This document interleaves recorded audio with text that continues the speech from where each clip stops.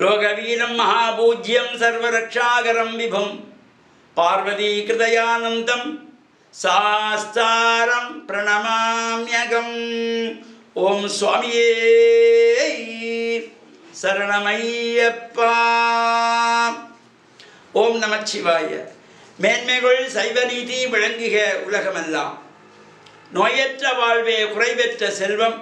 அந்த நோய் நொடிகள் இல்லாத வாழ்வு இந்த உலக மக்கள் எல்லோரும் வாழ வேண்டும் என்று கலியுகத்தின் காந்தமலை ஜோதியாகிய சபரிமலை சுவாமி ஐயப்பனுடைய திருவடிகளை சிறந்தாழ்த்தி டான் தமிழொலி ஓம் தொலைக்காட்சி நேயர்கள் அனைவருக்கும் சர்வதேச இந்து மத குருபீடம் அகில இலங்கை சபரிமலை ஸ்ரீ சாஸ்தா பீடத்தின் சார்பில் இனிய வணக்கங்களும் நல்லாசிகளும்.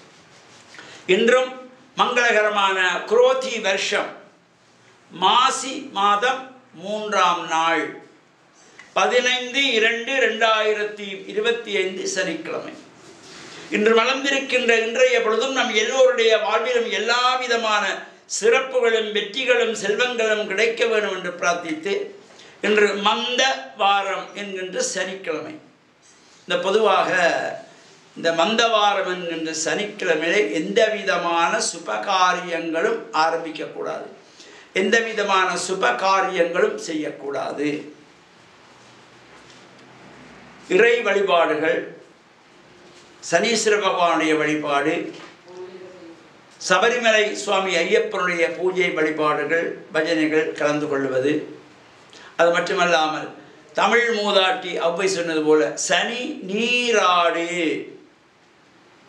உச்சந்தலை முதல் உள்ளங்கால் வரையிலே எண்ணெய் தேய்த்து ஸ்நானம் செய்வதற்கு ஒரு சிறப்பான நாள், சனீஸ்வரனை வழிபாடு செய்வதற்கு சிறந்த நாள் என்ற நல்ல சிந்தனையோடு நாம் இந்த இறை வழிபாட்டில் ஈடுபடுகின்ற பொழுது இந்த பெரிய புராணத்திலே சேக்கலார் சொன்னார், சுந்தரமூர்த்தி சுவாமிகள் தில்லையம்பலத்திலே தில்லைநடராஜ பெருமானை எவ்வாறு வழிபட்டார். 5 பேர் அறிவும் கண்களே கொள்ள அளப்பெரும் கர்ணங்கள் 4 சிந்தையாக குணமொரு 3 திருந்து சாத்வீகமாக. இந்த 3 குணங்கள் சத்வகுணம், ரஜோகுணம், தமோ குணம். இந்த 3 குணங்களும் ஒவ்வொரு வேளைகளும் மாறி மாறி வருமா.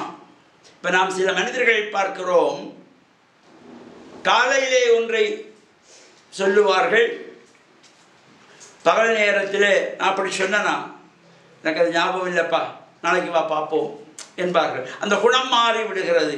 காலையிலே இருக்கிற குணம் பகலிலே இருப்பதில்லை, பகலிலே இருக்கிற குணம் சாயந்தரத்திலே இருப்பதில்லை. இந்த 3 வேளைகளும் குணங்கள் மாறுமா. அதனாலே நாம் சாதாரணமாக பார்க்கிற பொழுது நடைமுறை வாழ்க்கையிலே இந்த 3 வேளை எல்லாரும் உணவு உண்டு கொள்வார்கள். அது குழந்தைகளாக இருந்தாலும் பெரியவர்களாக இருந்தாலும் இளைஞர்களாக இருந்தாலும் இந்த 3 வேளை கண்டிப்பாக காலை மத்தியானம் இரவு என்கின்ற இந்த 3 வேளையும் உணவு சாப்பிடுகிறோம். அந்த சாப்பாடிலே கூட பாருங்கள், காலையிலே சாத்வீகமான குணம்,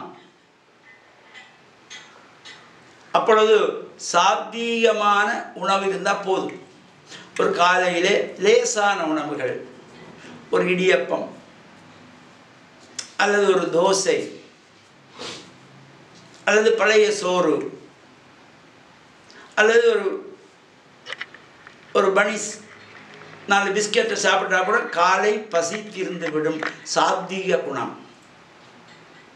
பகல் பொழுதிலே ராட்சச குணம்.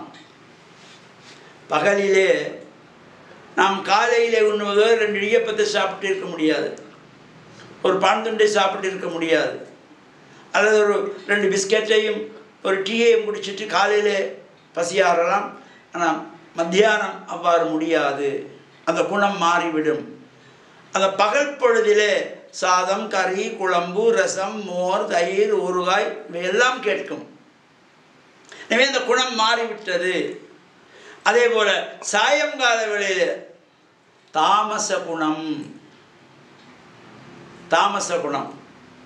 அது எது இருந்தாலும் ஏதோ இருக்கிறதை வைத்து உண்டு விட்டு படுத்துக்கொள்ளலாம். இல்லை ஒரு 2 வாழைப்பழத்தை சாப்பிட்டு ஒரு கப் பாலை குடிச்சிட்டு கூட படுக்கலாம் இரவிலே என்கின்ற அந்த தாமச குணம்.